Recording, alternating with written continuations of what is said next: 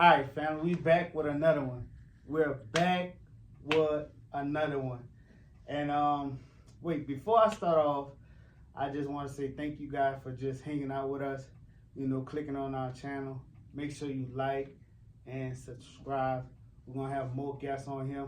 People that's motivated, entrepreneurs, people that has want to just share their opportunities, their dreams, their inspirations with the viewers. So we want to keep y'all plugged in.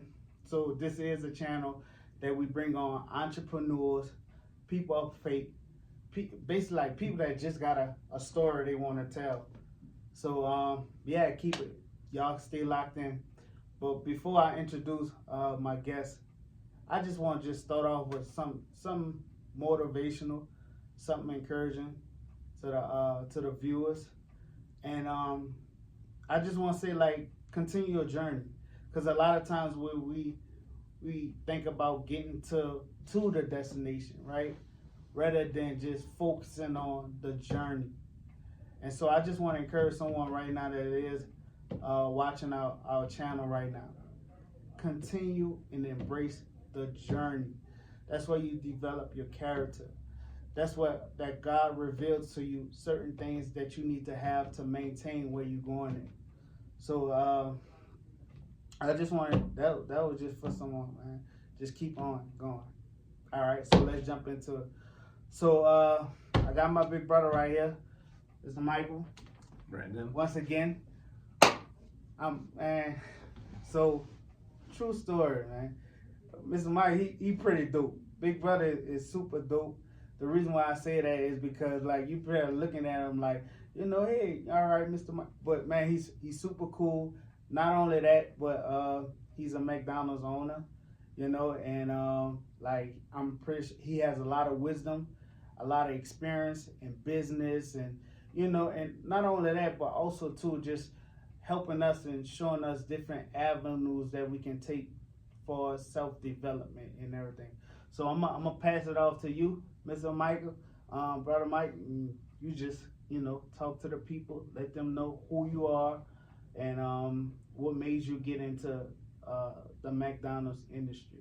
Okay, well, I appreciate it, and thanks for having me, Brandon. So, I started off McDonald's when I was in high school. All right. And the reason I ended up going to McDonald's is it was a job that provided the flexibility. I was in track and played football, and nobody else would really deal with my schedule. Right. But McDonald's worked with me, so they had a flexible schedule. When I first started off, I really didn't take the job very seriously. Me and my buddies would, just be playing around and not take it seriously. But then I just started seeing some of the opportunities. I worked in the corporate stores, okay. And then I started seeing that there was opportunity. I would see these corporate people that were coming around to grade the stores, and then I realized that there was a lot of opportunities. So I decided to take the job seriously. And then once I graduated, I started going to school, but I also became as a manager then. And I just started seeing all the opportunities. So while I was going to school, I just kept seeing the McDonald's as one of the opportunities. So again, I took the job seriously and just got some great opportunities. Wow. So then I ended up getting the opportunity to become a store manager. A store man. So I got a question to ask you. When you first got your job, what motivated you? What inspired you to just to start working? Just like everybody else, you're a 16-year-old kid, had my first car, and wanted to get some money for, to go out on the weekends and have gas money. Yeah. So really just to be able to get some money. And actually I started working early. Actually my first job was at 14. 14? 14. And I was a janitor in the classrooms after school. And it was a fun little job. Yeah. But I was always motivated to make money, just always wanted to have money, didn't want to rely on my parents. Right. But then when I got into McDonald's, I just started seeing the opportunities. And again, I never took the job seriously. In fact, I told myself once I would go to college, once I finish college, I'll find myself a real job. And then I realized that McDonald's was a good job, a real job, right. And had some great opportunities. So in McDonald's, did you, like, in the process of you going working at McDonald's from 16 all the way up to college, did it ever shape you or mold you into, like, something next, or did it teach you something that that you think that another job couldn't teach you? Like, what's some experiences that you had? Yeah. So I think the one thing that I think people take for granted is that there's so much that you learn at McDonald's. So as a store manager, as an example, I had to learn how to make the profitability. Right. So you learn profit. I had to learn about marketing. I had to learn about HR and managing people. I had to learn how to motivate people. So there's a lot of stuff that you learn running a business. So I was 22-year-old running, $2 million restaurant. Was that tough or what? Was it tough? It wasn't tough. It was a hard job, but because I started off as a crew person, I started off as a crew person. I worked my way up. Yeah. I knew all the basic stuff. I knew to cook hamburgers, take orders. Yeah. But then it was just about a matter of learning the business. But the other piece to it, I just love McDonald's. I love cooking. I love taking orders. I love helping customers. I love the customer service. So really, when I got into the store manager position, it was just really understanding the business side of it. Was it a big flip from you managing McDonald's from just kind of doing the burgers, and was it a big shift? Yeah, so I think the biggest difference is when you're just a crew person at McDonald's, you have your one job. Yeah. So my job is just to take orders at the front counter or cook. But when you become a store manager, then you're responsible for overseeing everything that everybody does, in addition to managing the profitability of the store. Yeah. So the big thing, McDonald's in the business to make money. Yeah. So your job as a store manager is really to make sure that you're making sure you're profitable. But, my learning is, taking orders and working in the grill area. That helped me because I knew that. Now I could manage and follow to make sure that those people were doing everything right. Yeah. And then I learned the business side of it, but it always boiled down to the basics of making sure that, the food is hot and fresh. Yeah. We're having friendly service. Yeah. So I knew that earlier on when I started. So now my job was to make sure that all my employees were doing that. And you know what? Just talking, it made me think about something, because now that you got that experience of knowing how to flip them burgers, knowing how to those fries, dealing with customer service, right? And now you become a manager. Just say, for instance, you didn't have that experience, right? Yeah. You think like you wouldn't have been such a good manager if you didn't have that experience, going through that experience? Yeah, I think it would be a little bit more challenging, because when you're trying to manage people and what they're doing, an example with customer service, if you know how to provide customer service, it's easy for you to follow up on somebody, on helping them to do customer service. So I think being able to do it myself helped me to be able to help other people be good at their jobs. That's a key. And then I started off from there. I was a store manager. Then I became an area supervisor, so I oversaw several restaurants. Okay. And then I got on back on the corporate side, and wait, hold on. So you're store manager, and then you started managing other stores? Yeah, so I was an area supervisor. So how did you get from that level to that level? Because I'm pretty sure it's different levels, right? Yeah, it is. So the good thing about it is, I think the key learning for me is, so I became a store manager. I became a manager, then I had to manage people that were doing what I used to do. But then when I became a store manager, right, I managed what everybody was doing. But then when I became an area supervisor, so now I'm responsible for several stores. So now I've got to basically rely on the skills that I had as a store manager, and make sure that I teach those stores managers, because now I'm overseeing store managers. Right. So my job was to do what I took my learnings as a store manager and now help develop and teach those store managers how to do what I used to do. Wow. And you know what just came to my mind when you talk? I remember in the Bible where it talks about when God gave each servant's talents. Mm-hmm. And he gave one 3, the other one 5 or 1, right? Mm-hmm. I don't know, y'all don't misquote me, y'all.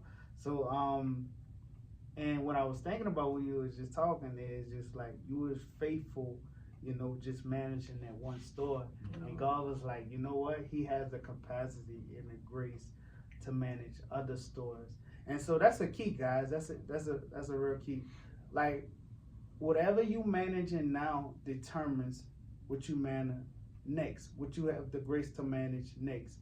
And just just talking to Big Brother here, it just made me realize, like, man, God will put things in your lap. God will put things in front of you just to see how well you'll manage it, right? To get you to that next level.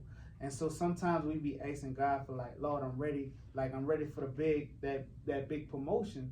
But God's like, all right, cool. Like, you're not even managing the steps of where you at now.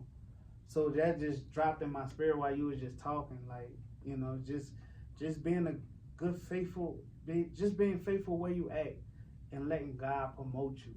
You know what I'm saying? Rather than promoting yourself. Yeah, and that's a good parable. Yeah. And really, I know the master came back, and the one that didn't do anything, he buried his one, and he didn't do anything with it. And he said, well, I wanted to just keep the one safe. Right. You know, instead of trying to multiply, try to do anything else. And God will, if you know, God wants to see that you can manage a little bit before he gives you much more. And you know, when I was just diving in on that scripture, right? A lot of times when we be looking on the outside for more, but not just being grateful for what we have already. Do something what you have already, right? So if you got a gift, you got a talent, right?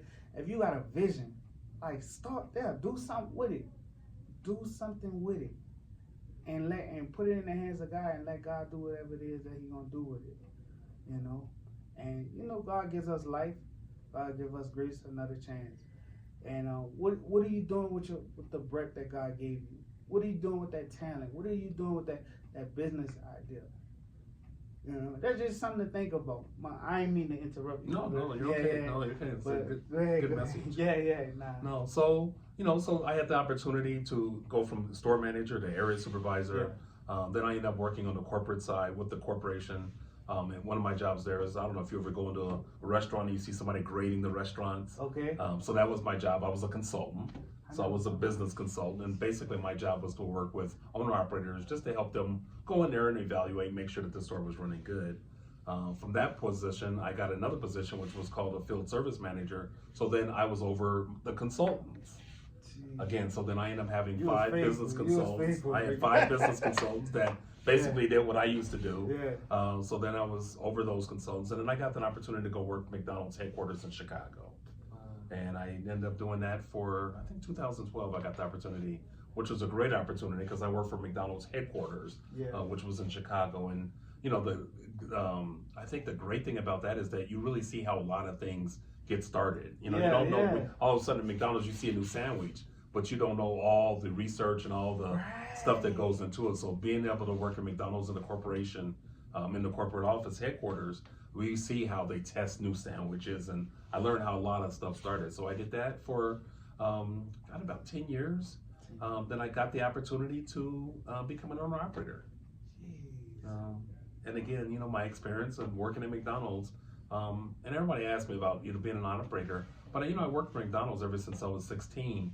So being an owner-operator is really just kind of a combination of learning everything that I've learned from, you know, even from customer service to knowing how to cook, to knowing how to manage a restaurant, to know how to handle customers and customer service and develop and train people, and the marketing part of it, all the things, all the different jobs I had at McDonald's have really kind of helped me now as an owner operator, because I've kind of putting everything together that I learned in my entire career with McDonald's. Wow, that's big. That's super big. Have you ever saw yourself before you got to the place of where you are now? Have you ever saw yourself there before you at the place where because you're successful now? Yeah, and I appreciate that. But you know what? I wanted to be an owner operator. I knew I wanted to be an owner operator several years ago. Okay. So I knew I knew it was something that I wanted to do several years ago. So did you pray like tell me about it. I won't go back to that. So you know, the journey probably started in, I don't know, probably 20 years ago, that I knew it was something I wanted to do. All right. And at that time, even though it was something I wanted to do, I just didn't have the money to be able to do it at that time. But you had that desire. I had the desire to do it, and you know, so you know, that's something I focused on. So you know, I worked on being financially responsible and putting money away. That's the key. It is something. It is the key, and you know, it takes a little bit to get into the economy. So you know, just being able to be financially responsible. And I think the one key to all this is that understanding what it is that you want to do, and understand what it takes for you to get to do that. and also do something that you really like doing. I should have bought my pen and pad. Cause that was some keys right there. That's some keys right there. Yeah, but doing something that you like doing. So I love McDonald's. Even as a crew person, I love doing the job. But then to become an owner-operator, I'm really understanding what does it take to become an owner-operator. Right. Not only financially, but what does the training look like? Right. And everything that you need to do. What is the time, the commitment? As a McDonald's owner-operator, we're expected, some companies, you could be an owner and not ever have to be there. McDonald's is not like that. They expect full-time best effort. So you have to be in the restaurants day to day, making sure that the store is running well.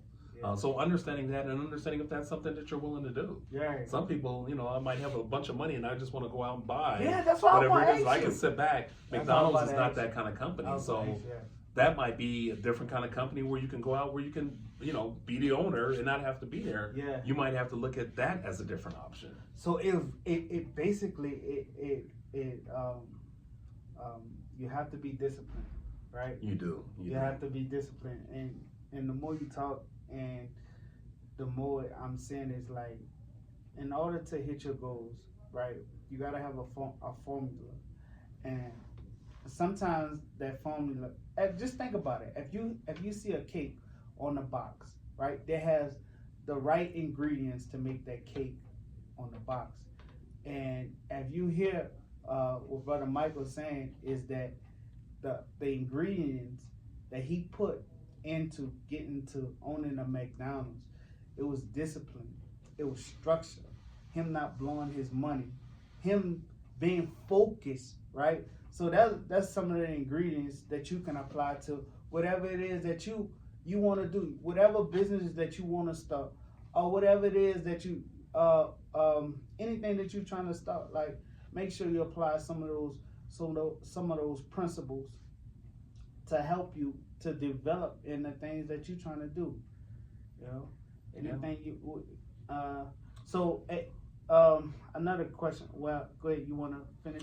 No, I just want to kind of echo something that you're saying. And there's a book that I read, and one of the things it talks about is when we talk about setting our goals. Yeah.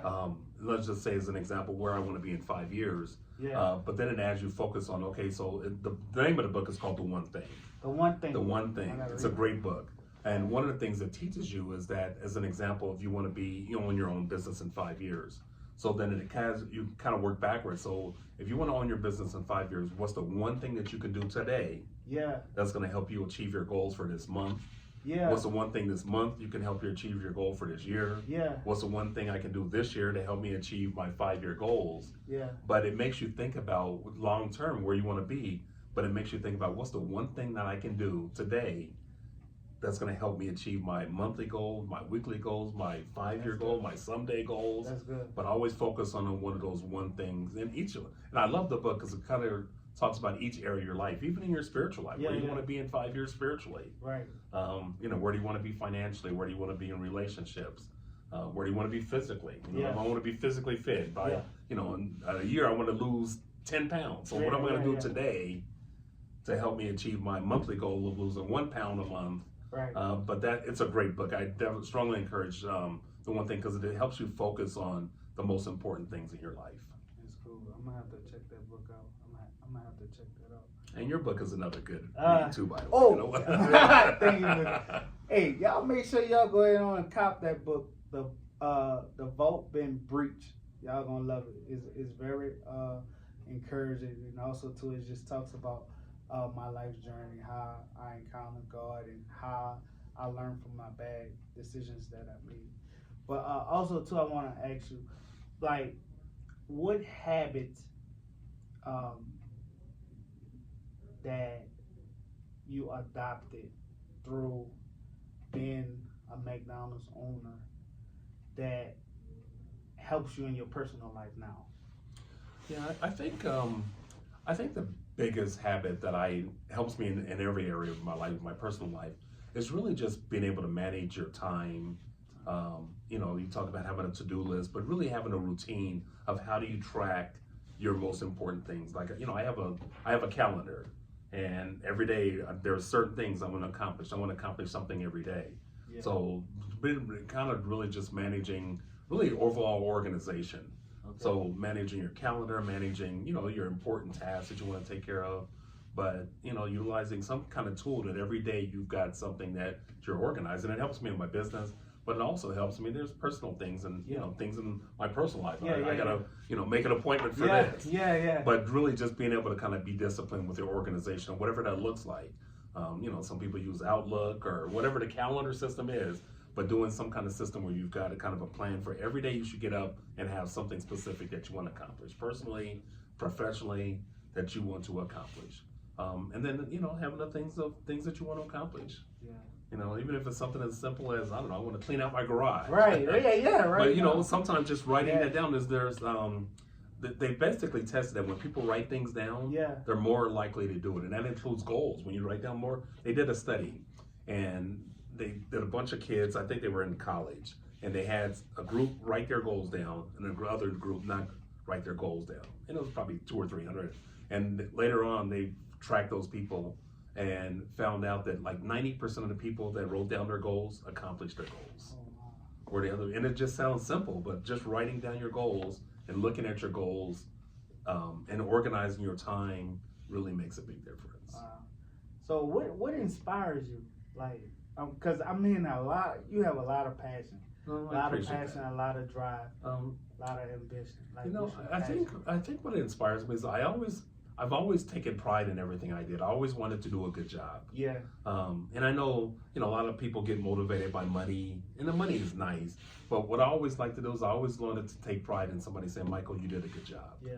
And then being able to accomplish what you want to accomplish and, just taking pride in everything that I do. I always want to, like my restaurants, I want to run great restaurants. I want my customers to come and say, I had a great visit at your restaurant. It is great too. I appreciate it. But I've always taken pride in always trying to do the best that I can. Yeah. And I think that's a big difference between people that want to be successful. A lot of people, they get the job and they just kind of stay at that same level. Yeah. And then the people that really strive, I just think it's a personality, and people just have different personalities. Okay. And there's nothing wrong with that. There's nothing wrong with that. There's people that, there's people that, as an example, when I was a store manager, there was people that just wanted to be a store manager. Just it. And that's okay. I mean, for personal reasons, they don't want to do anymore. But it really just, setting high standards for what you want to do. And maybe that's okay. Right. People that had great corporate jobs, but because they wanted a better quality of life, they chose to do something that was a lot easier. But whatever is right for you. But I've always taken pride in everything that I did. And I always wanted to do better. I think I've always wanted to do better than, I just always want to do better. That is key.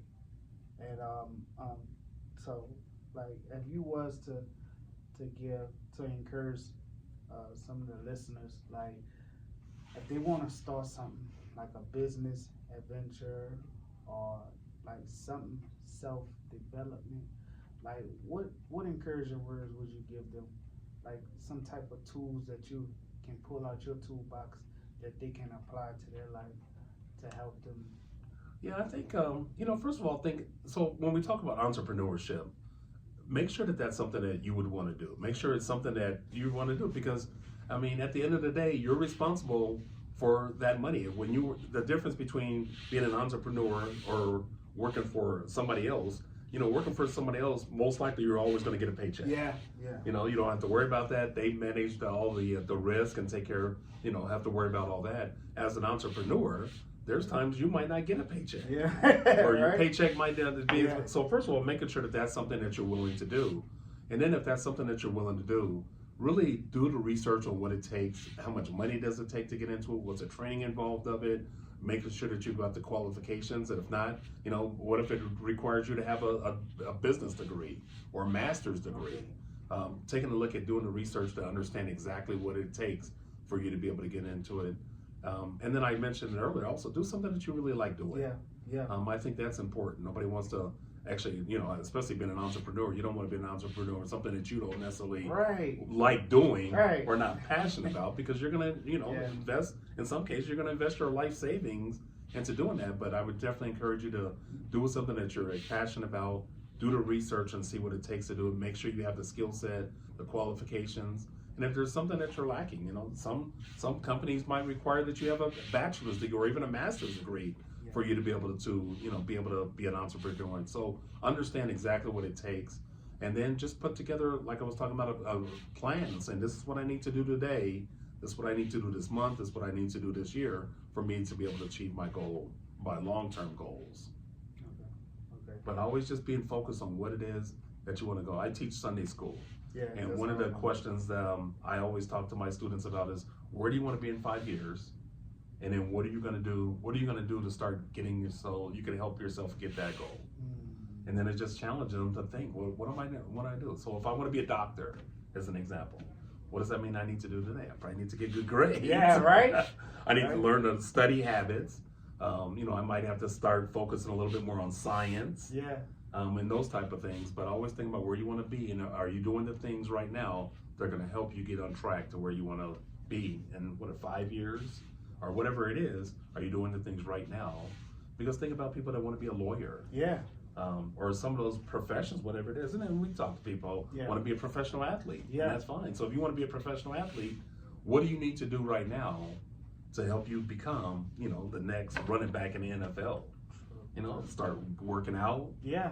Getting a good trainer, getting on a good team, getting a good coach. Yeah. All those things are things that you need to start lining up now if you're going to be able to accomplish those goals. I think maybe it was Kobe Bryant who went outside and shot. Remember, Kobe or Michael was known for going outside and shooting 100 baskets a day. Yeah. Just so that they can get good at what they were doing. And a lot of times people have to be able to willing to make those type of commitments to be able to accomplish. Because the average guy, we're not going to make it in the NFL if we don't really, first of all, have the talent to do it, but then starting to lay the foundation now to be able to accomplish what you want to accomplish. Nah, that's real good. That's real good. Another question I want to ask you. All right, the success that you're experiencing now, is that part of the reason why of the faith that's on your life, that God is in your life? Yeah, there is no way I would be where I was, because I made bad decisions. Yeah. When I was younger, I made bad decisions, and it seems like God always say He forgives. He didn't hold it against me. I say God didn't hold it against me, but I've always been able to be. It just seems like every time I made a mistake, it seems like He never held that against me and allowed me another opportunity. But definitely, I wouldn't be here without the faith that I have. I wouldn't be here, and I know. My prayer every day is I know I wouldn't be here. I didn't deserve to be here, and it was nothing but the grace that allowed me to be where I'm at. Amen. And I think that's one of the key components that allows man to be where he is God. Just having God a part of our life and having that work ethic, and letting God use your gift and your talent and your visions. And a lot of times we have these visions, right, and these thoughts that come from God. God is giving you those thoughts, and I believe, like you was just talking, brother, like you seeing yourself as a McDonald's owner. I believe God put that there, right, to drive you, to motivate you. Look, this is what I want from your life. And so now you got this big platform. You're successful, and now a lot of brothers and sisters that looks like us gonna have encouragement now, because they see, hey, look, man, Mr. Michael owned McDonald's, not just one, but Mr. Michael owned a couple of McDonald's. I can do that. I can do that. So now your platform is not just for McDonald's, but your platform is now for the community now. So people are looking up to you now, like, man, giving them hope, giving them encouragement, like, man, I could do it now. So a lot of times when we do get these big platforms, right, God give us for a reason. It's for, to encourage or lift up someone else. And I think that's what you're doing, Mr. Michael, like you encouraging other individuals. Well, and I appreciate that. And I tell you what, and if there was other that I've seen Black owner operators that I saw that gave me that some hope that I was like, there is other Blacks. There's not as many as we wish. But there's other Black owners, and for me to be able to see them gave me the motivation to know that it's possible for us to do it. And even earlier in my career, there wasn't a lot of Black, especially on the corporate side. And I remember this one guy, his name is Dennis Morris, And I remember him being one of the first black executives that I saw, and I thought that was so cool that this black guy was this McDonald's executive, because he was the first one I ever saw. And actually, I just had a conversation with him the other day, and I was just telling him, you were the first, and you motivated me and gave me hope that there was other people, that there was an opportunity, because there wasn't a lot of opportunities in a corporate America, not just McDonald's, but in corporate America, there's not a lot.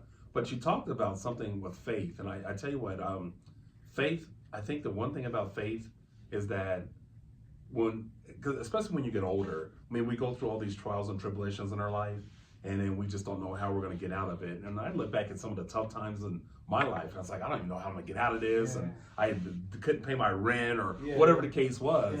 And somehow God always brought me through it. And now, because of those experiences, now when I worry about something, I was like, you know what? He brought me through. And there's times I didn't have money to pay my rent. I don't know. And I always say, I don't know how God worked that out. But I just know that I didn't get kicked out. You know? And so as I get older, and I'll tell you a story about, so I wanted to stay in Denver as an owner-operator. All right. But at the time, there was really no restaurants that were available. But I told them, because my family's here, I wanted to stay here. And I just, you know what, they started looking at other markets for me to go, and I didn't want to do that. I didn't want to leave my family. And I just said, you know what, I'm going to just be faithful that they're going to keep me here, and I'm going to be able to stay here. And I got a call one day and said, hey, we got a store for you here. You know, but I was, you know, I didn't get discouraged, but there was a possibility that I was going to have to move. And I was like, you know what, I'm just going to have faith that God's going to allow me to stay here, stay with my family, stay with my church, and all that. And I think the more that you see those things happen when you get down and you get trials and tribulations and all the trouble, just know that God has brought us through. But I mean, it means a lot, because we get these situations. I don't worry about things as much as I used to, because I think about all the things that he brought me through, and knowing that there was no way I would have got through this situation. Even especially when the times that I made, I was like, that was a bad decision. And, you know, and I should have gotten in trouble, or it should have been worse than what it was. But I knew that God, you know, he didn't hold it against me, and just through his grace, he allowed me to get through the situation. And so I just want to encourage everybody, be faithful when you think things aren't going the way they're not, or you run into some challenges. Just always know that God has always got us, and he's going to carry us through. True. It's been countless of time I can just testify and just look back over my life, man, like where God brought me from. You know, a lot of people, you know, sometimes, you know, when you get into a situation, right, and a lot of people are like, man, they got into that situation. How did they get out of that situation, right?